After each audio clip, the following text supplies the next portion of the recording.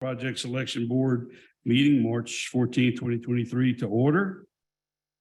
Ms. Morion, will you do the roll call? Joey Bro, Roger Jingles on behalf of Dr. Chuck Brown, Brandon Burris, he's absent. Zach Lemoyne, he's absent. Brian Lazina. Here. Brian McClinton, Here. Sarah Krupa on behalf of Charles Roulet. Here. Senator Gary Smith, Representative Jerome Z. Zarang. We have 7 members present today. 2 of them are non-voting members. We do have a quorum. Thank you. First things first, it's been a while since y'all have been in this room. These microphones in front of you, you have this button to talk. It's not on. So before it was just a live mic all the time. So anyway, that just wanted to kind of share that with y'all. Next agenda item is to approve the minutes from November 17th. Do we have a second? All right. Any opposed? Those minutes are approved. So next agenda item to approve this agenda. Second? All right. Any opposed? We have an agenda. So this is exciting. A lot's been going on with this. We are getting really close to kicking this off. And this is we just want to get everyone together one last time to kind of show you the culmination and let you know what to expect. So with that, I will turn over to Ms. Angela.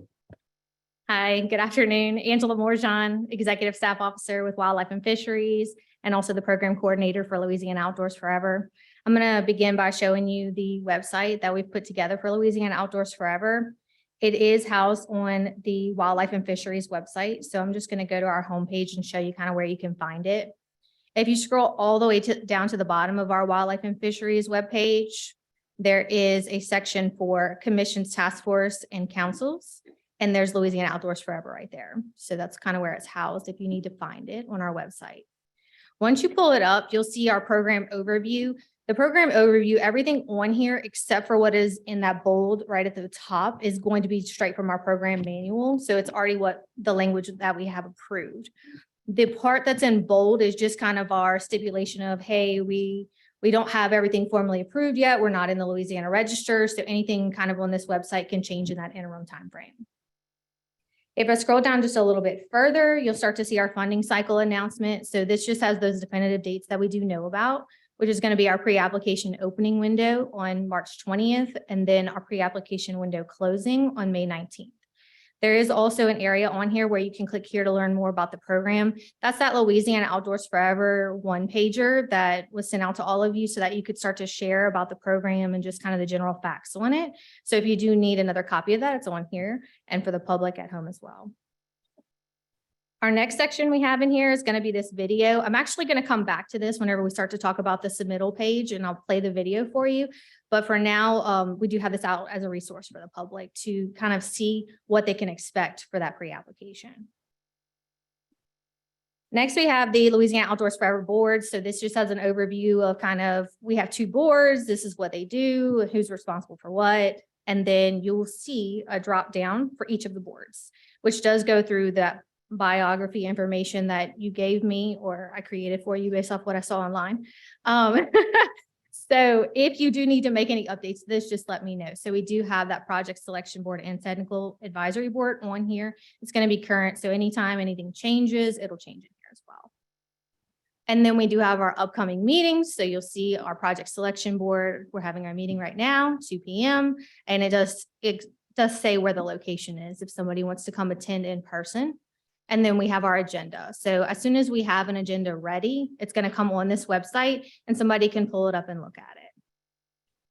Next, if you have anybody who is not receiving the meeting alerts and they want to receive the meeting alerts, they can sign up here. So they'll click on this button, they'll kind of fill out their information, their email address, and then they'll have to select conservation. And then anytime we'll have a meeting, they will get a notification.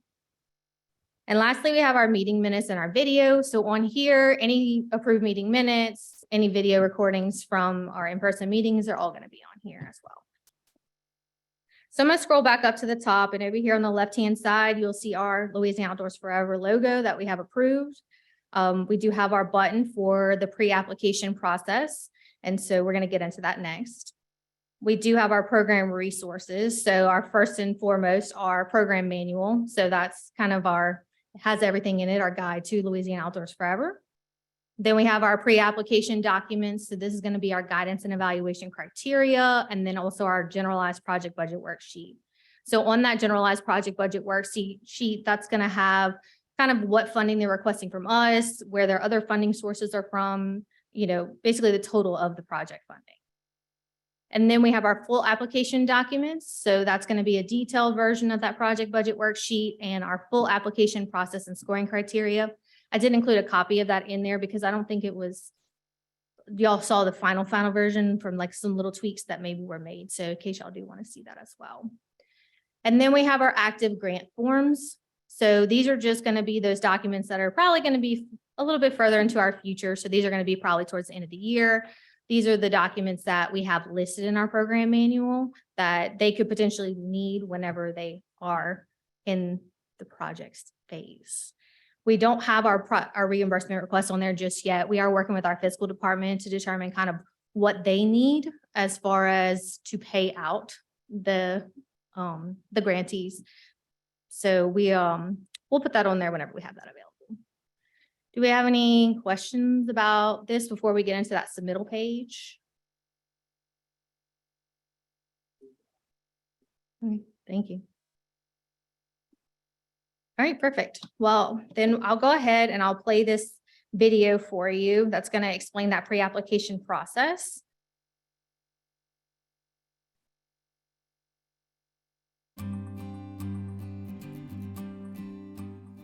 Hello and welcome to a brief introduction video of the Louisiana Outdoors Forever pre-application process. Over the course of this video, we will discuss the pre-application process, resources, and view the submission website, which will be live on Monday, March 20th, to begin accepting pre-applications. The application process is 100% online. You are unable to submit applications by mail or provide hard copies. There are 2 steps for applying for Louisiana Outdoors Forever funding.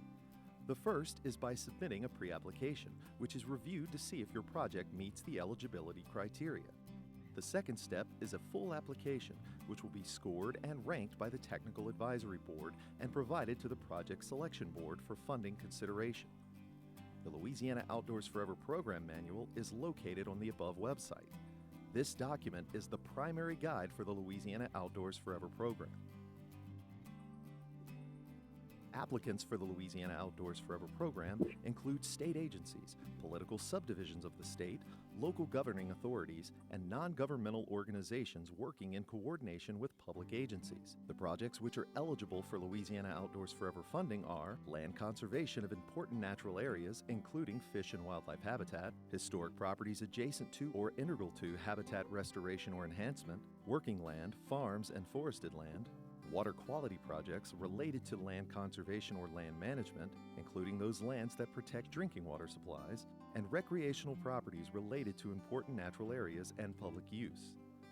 Please note that your project must meet at least one of the eligible project types to be considered for funding. The pre-application can be up to a maximum of 7 pages. The required items for a pre-application are cover letter, project title, project category, project location, project map, generalized project budget worksheet, responses to the evaluation criteria, and an estimated appraisal if applicable. The generalized project budget worksheet is available on the Louisiana Outdoors Forever website. You can also locate the pre-application guidance and evaluation criteria document on the website, which outlines the responses to the evaluation criteria. Please note, the project map and estimated appraisal do not count toward the 7-page maximum in the pre-application. In the pre-application phase, all sources of match must be identified. In order to qualify for match, an item must be directly related to the project and occurred after receiving approval or contingent approval by the Project Selection Board, but before the maximum project completion period expiration. Expenses directly related to the project scope that are incurred after receiving contingent approval by the PSB will only be reimbursed if the project receives a notice to proceed. Applicants are operating at risk, completing any due diligence that could not be done in the 90-day full application window. The pre-application resources are located on the right-hand side of the Louisiana Outdoors Forever website, under the logo. The Louisiana Outdoors Forever Program Manual, as mentioned earlier in this presentation, is the primary guide to Louisiana Outdoors Forever. There is also the pre-application guidance and evaluation criteria document. This will provide details on what your pre-application should include, such as the answers to the evaluation criteria questions as mentioned earlier.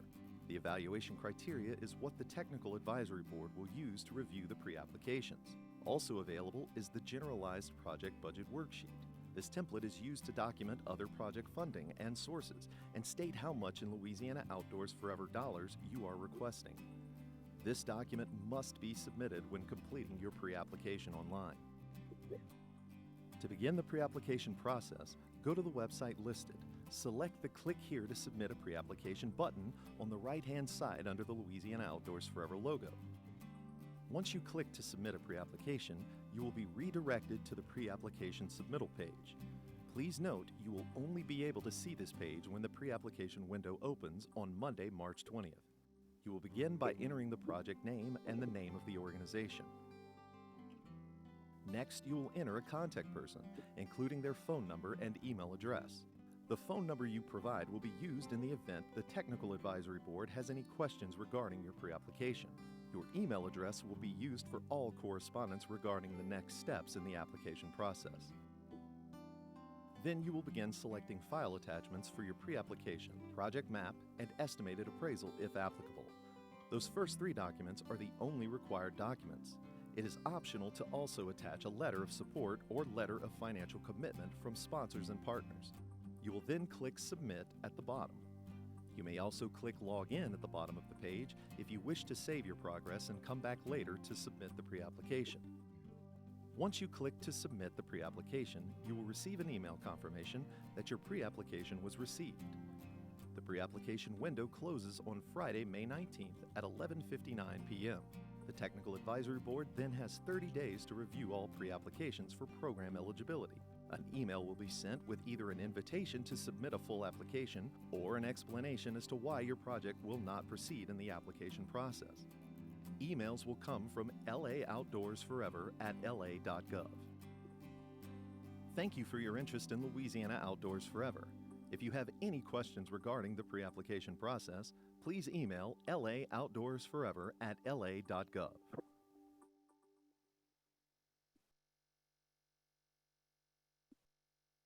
All right, what do you think?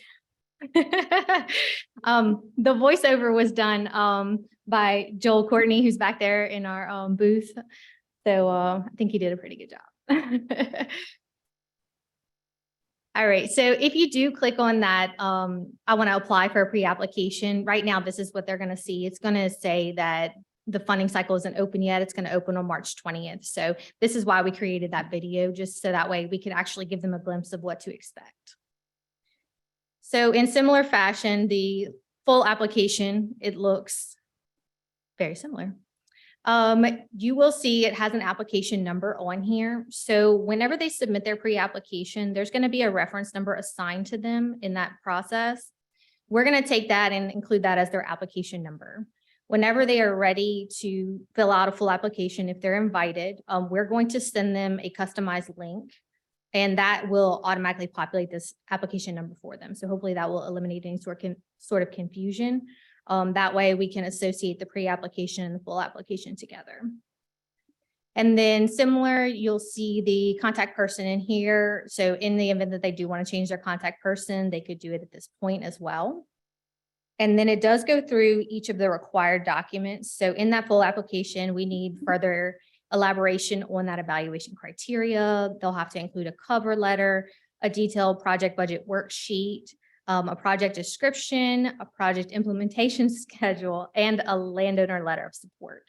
So next to each one of these, you'll see kind of these little like question marks right here. It's not, since I'm in this test environment, it's not going to actually show me what's on there, but essentially it's just those descriptions that are in that program manual. So if somebody does hover over it, it'll kind of give them a little guidance as to what we're looking for right there. And if you keep scrolling down, it's going to say, if applicable, submit these as well. So those are those photos and photo key map, the project plans. And then if they have any of these other items available at the time of their application, we're asking them to go ahead and submit them. So these are those kind of due diligence items that we said you could get that contingent approval and then submit later if you don't have them at the time. So that's going to be your environmental review documents, site engineering plans, full narrative appraisal, and any partnership commitment letters. So you'll kind of see right here, this is that login that I was talking about in the video as well. So if they do start the process and then start to realize, oh, wait, I'm missing something, let me, go back and get that together, they can log in, kind of save their progress. Of course, they still only have in that time frame to submit it. So any questions?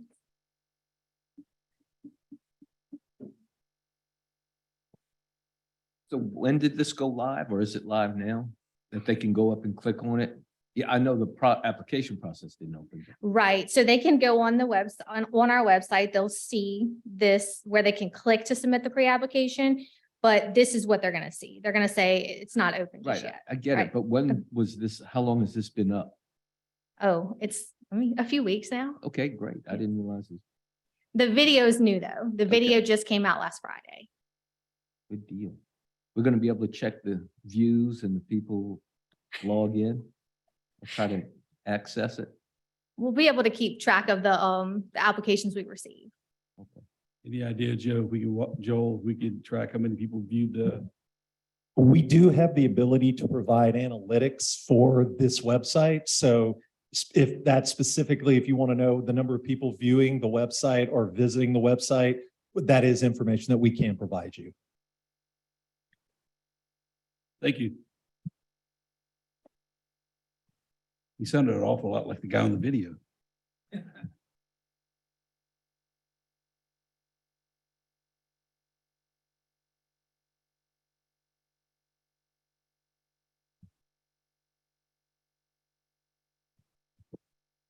You're gonna kill me because I'm probably gonna ask if you could open up the generalized budget worksheet and show them what they expect. It's something that we share with the technical advisory committee. Some people want to see kind of what that's gonna look like. So if you would like to see that. This is the this is the budget for the pre-application. So it's not detailed, it's just name, project title, and then you have all these boxes on the left that you can list other project funding, which is gonna total, they can't enter into that total. So if they have federal grants or other commitments, partners, they can have, up to those 5, no total. The amount they're asking from Louisiana Outdoor Forever, if they have any cash themselves that they're submitting on their behalf, or any in-kind match they're gonna do, and that's gonna give us a project total amount that we'll be able to look at and see what the total value is and what that percentage is of Louisiana Outdoor Forever. So that's the, it's simplified, it's very simple. And I guess, do you have we'll do the other budget one, you can see the difference. Detailed budget, it's similar in the fact of those funding sources, but it breaks down the budget by personal services, travel, supplies, contracts, acquisition of repairs, and then each column is what's funding it. Is it other funding sources, which, is it in kind, is it cash, is it Louisiana Outdoor Forever? So you'll at least know exactly what, what's being funded and everything should. Anyway. But that's not going to be available. This is for full application. Yes, sir. It's only the people that are eligible for that. So thank you. Is this going to be, when somebody submits an application with this kind of detailed information on it, with their pay and their personnel and things like that, is that, at what point would that be public, discoverable? I think since this whole thing is, that was a question that came out earlier, and I have a general counsel available to answer this if I mess up. But I think this whole thing is going to be public. Like once that application is submitted, since they're all being reviewed out in the open, and we're scoring them in the open, we're going to be funding them in the open through the opens meeting law, and everything's going to be noticed. That if someone wanted to ask for St. Tammany's boat launch application that they submit for, I think that's going to be a public document and subject to for your information. I would agree. I'm not aware of any exception to the public records laws on this. And that's, I just think it's something people submitting should know, they should maybe have that knowledge, but anyway, if we receive applications early on, I mean, some people are gonna get them in hopefully quicker than the deadline. Are those gonna go on, or are you gonna keep everything until kind of like a bid opening? Because just wondering, if somebody takes advantage, submits early, gets all their information in, and then somebody's perusing the documents, so.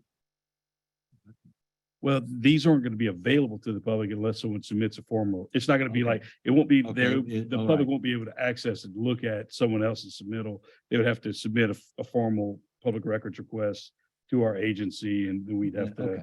to, That- the discovery and all that other That's stuff. more in So- line with. us. So, but there, that was a hot topic at the technical advisory committee. I see Miss Lisa smiling over there. Was when review of these projects, does the technical advisory committee meet halfway through and view the first few, whatever applications they have to that point? Or do they wait to the end of the 60 days and review them all at once? And I think at the end of the day, it was determined that they should wait to the end to review them, mid-April and come up with eligibility. There could be some that are ineligible, and then they'll have an opportunity to go and fix their application, resubmit. And if we were challenged on it, though we thought probably unlikely, though, it was just in the interest of fairness, better to just do it at the close and have everyone have the same opportunity. No one has a competitive advantage of being able to get in early and get reviewed and possibly, resubmit later. So that's sort of the expectation right now, is that the technical advisory committee is going to meet upon the closure of this May 19th, probably the following week.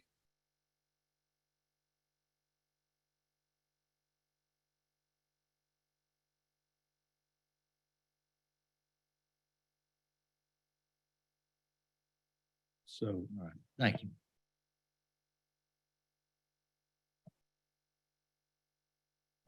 I understand about the review, but if there are questions in regard to the application or what is required, they can call in and get help, right? Or text send an email or whatever. Right? yes, sir. Okay.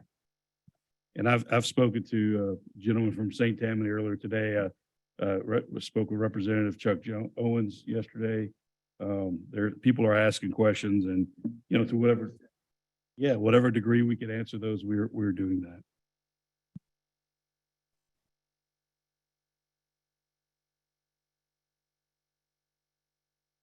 Sarah, anything we missed in the technical advisory committee since you chaired that we need to share with this committee? Okay, thank you.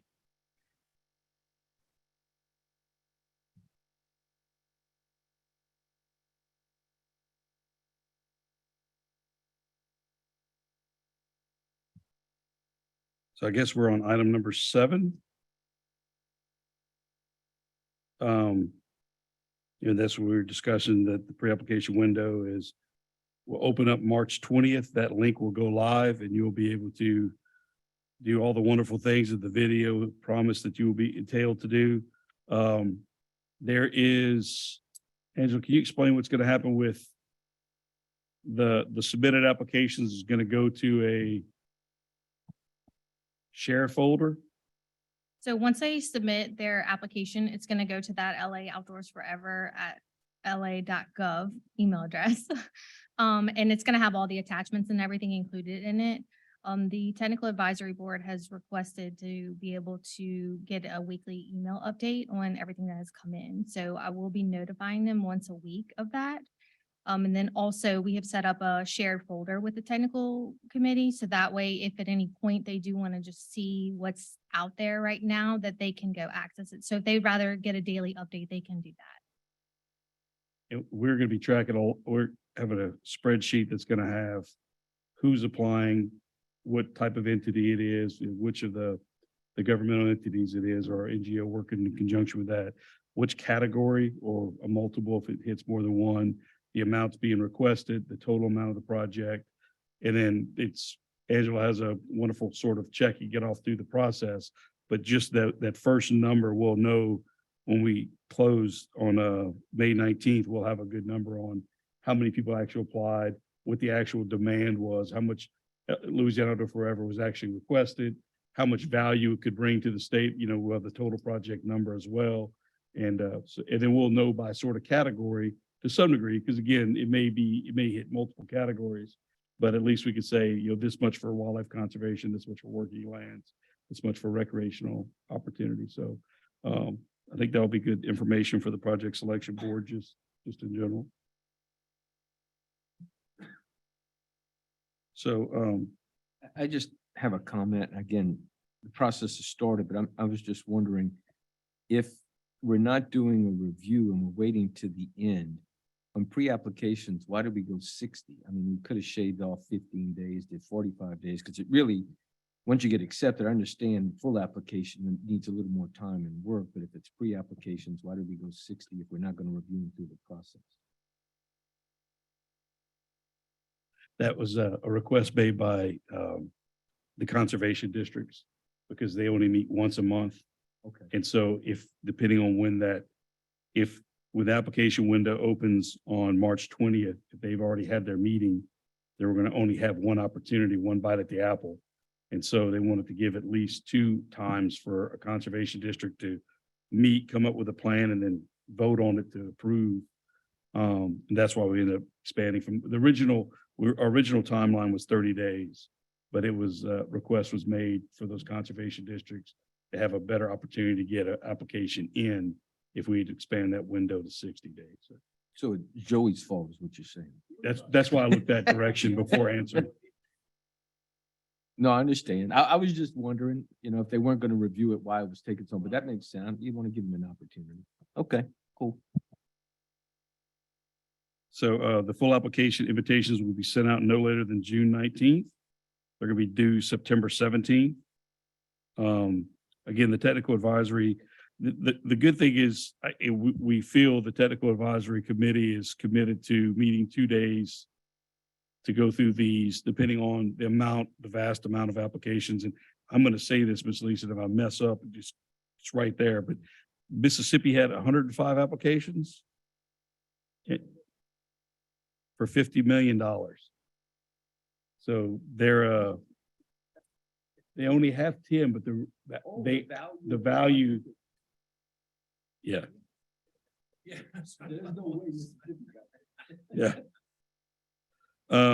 So, if the technical advisory committee could knock those pre-applications out, we could start that full application window sooner. I mean, that's just, they have 30 days to do the full review. If they do it in that first week, then we can submit those emails out and start that next clock sooner. So, and then the same thing again, when we review, if we could meet sooner, you don't have to run to the end of those time, other than the first time frame, because that's with and then that, I guess, with that full application, you have to give them the full 90 days to apply. But as far as our review of the technical advisory boards could review, we could shave off some time in those regards.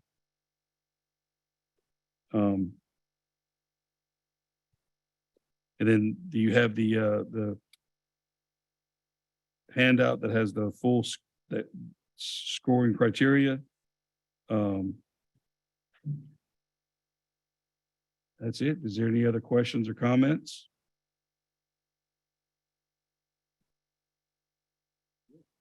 We're gonna, one thing we did tell the technical advisory board is that they can review these things in that shared folder throughout, even though technically we're gonna have to do it at a public meeting before we have the official review, but individuals are gonna be able to do at their own pace if they so choose. So the official vote, the official eligibility won't happen until then. The other thing was,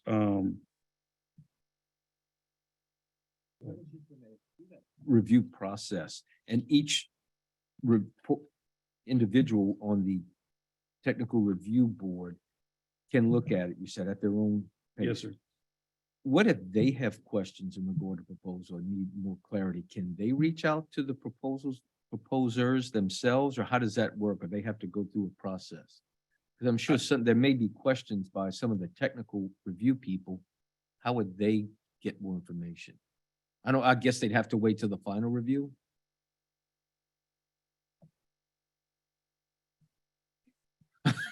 Well, okay, let's go next. Not Cole.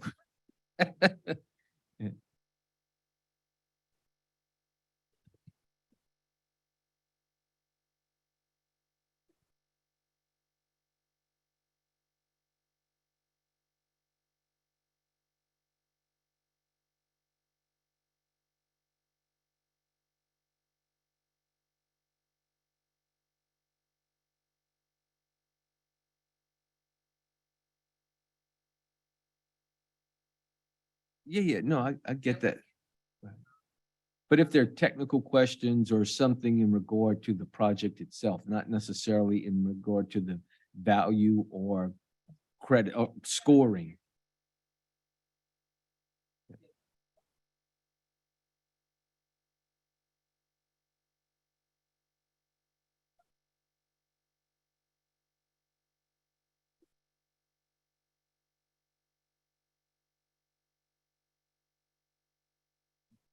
Yeah, I understand, like public bid law, you can't go back in the process and correct the bid. Once it's in, it's in. If you didn't do it right, then you're SOL. I get it.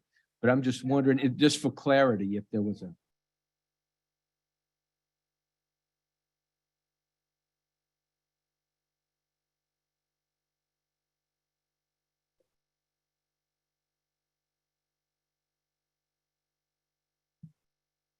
Yeah.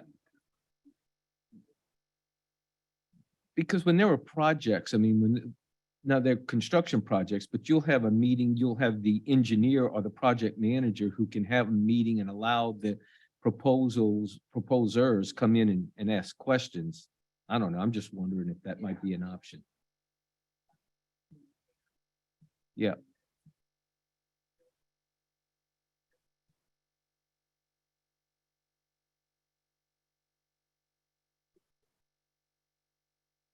Yeah, I guess the fairest way is to look, once it's in, it's in. I get it. I was just wondering, and maybe just think about it.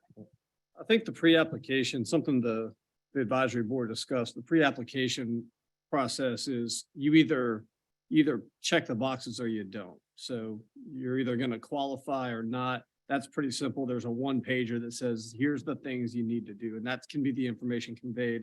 Once you get down to ranking, scoring and that kind of stuff, that kind of falls on the advisory board to make their recommendations and this board to make the decisions on. And maybe that's the point where if there's questions about uncertainties, the advisory board can seek additional information. And and Cole, I think that's so a lot of us are part of these, but it's not this kind of entity making those decisions. It's, general agency.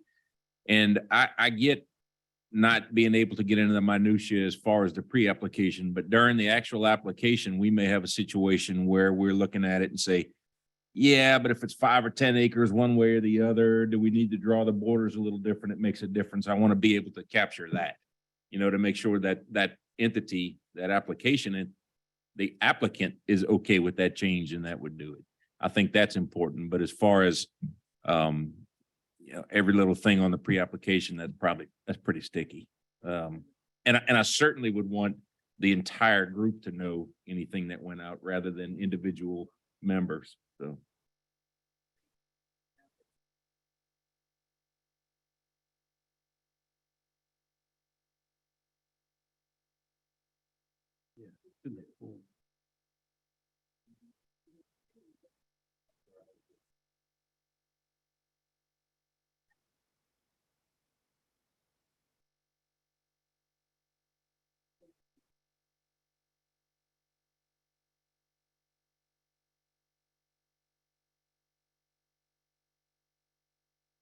And I think that since this is going to be done in public meeting and it's going to be done, the applicants are going to know this is going to be posted. So hopefully we'll have a larger attendance of those people who are knowing that their application is up for review. And so if there is a question by the technical advisory board or the project selection board in that next phase, that question can be directed straight to the applicant and they can come into the podium and it can all be done sort of out in the open. And those kind of questions of what would happen if it's scalable, you know, what do they anticipate? If it's not totally clear, could be done at that point.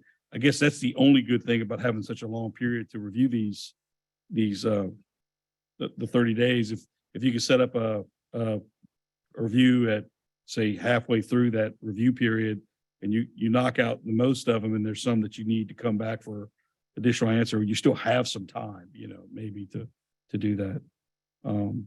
But we're also going to learn as we go through this too.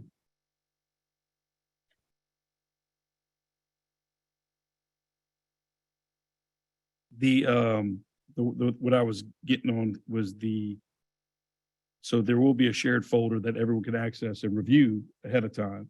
But this is all done in the public eye, and we caution the technical advisory board and caution our board that if you get a chance to review, please don't comment through email or conversations. You know, any of that dialogue is supposed to occur in the public forum. So if you could read and sort of, you know, check your little box, check or whatever process you want to do to review to prepare for the meeting. But you have to be, you know, cognizant of quorums and Robert's Rules of Order to the public meeting. So I just wanted to get that again out on public record. Yes, sir. Anything else? Any public comment? Ms. Crespin?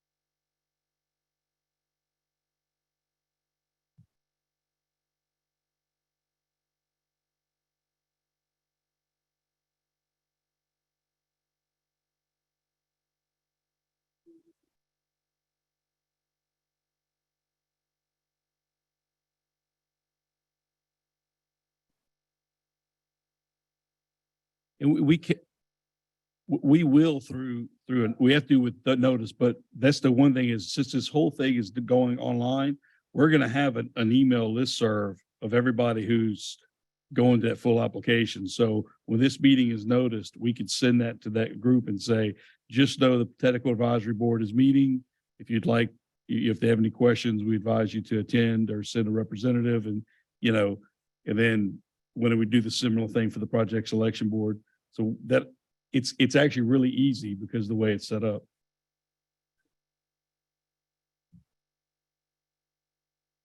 All right.